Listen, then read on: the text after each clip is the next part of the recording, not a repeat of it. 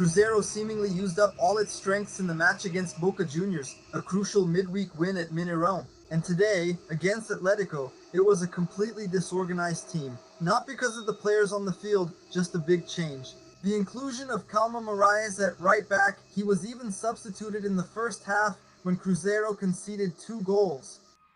Cruzeiro had a match where, according to coach Arthur Gorge himself, they lacked game intelligence to take advantage of the best moment of the game. But it wasn't just intelligence. Cruzeiro also didn't have good aim today. Cruzeiro had a lot of attacking play, but none of their shots really threatened Eber's goal.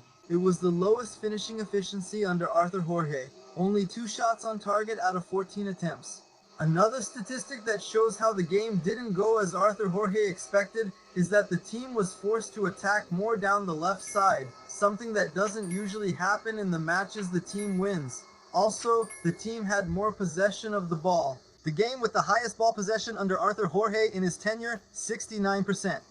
Another stat that doesn't reflect a match where they felt comfortable. When Cruzeiro plays well, they usually have less ball possession. And today, they had possession that was completely ineffective. Like I said, only 2 shots on target.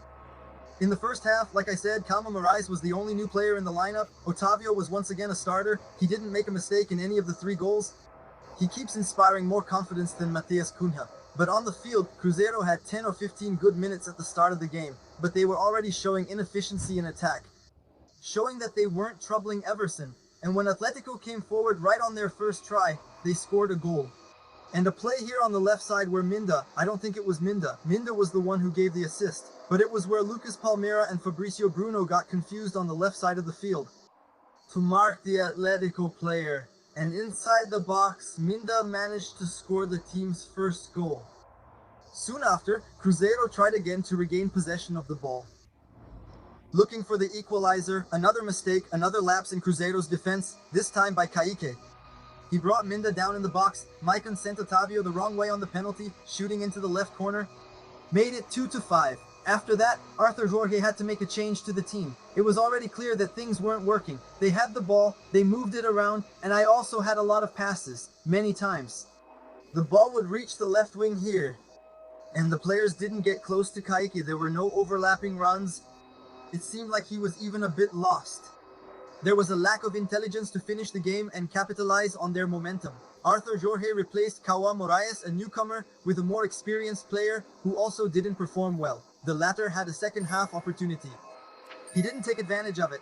After coming back from the locker room, Cruzeiro didn't make any changes. They came back with the same team, only with the change from the end of the first half, and once again, there was a moment of distraction, and this time it was very costly. When Arroyo got 2 yellow cards in 2 minutes, he left the field in desperation because of what he had done. But then it really complicated Cruzeiro's match, and moments later, Sierra scored Atlético's 3rd goal. A goal that made the game very heated here as well, especially after the Arroyo incident. Kaique too, he was later sent off for hitting Nathaniel. At the end, Bianco was also sent off for an unfortunate play. With Bruno Rodriguez, even Renan Lodges was very upset with what he did. Cruzeiro kept possession of the ball after the result was pretty much decided. Some fans even started leaving Mineiro earlier. In the second half, Cruzeiro managed to score from a penalty kick late in the match with Caio Jorge. But that was it. 3-1 for Atlético, who made a leap in the Brazilian Championship standings.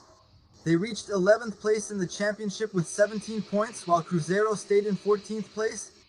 With 16 points, Cruzeiro is now getting ready to face Universidad Católica in the middle of the week, away from home, in the 4th round of the Libertadores. They will only play again in the Brasileirão next Monday. To get all the details of this match right here. At Mineiro, the derby ended 3-1. You can find all the details on our website. And also here at YouTube. Take care. So, did you like this video? Then give it a like, share it with your friends, and go ahead and subscribe to our channel and hit the bell to receive notifications of all the content published here on Lance.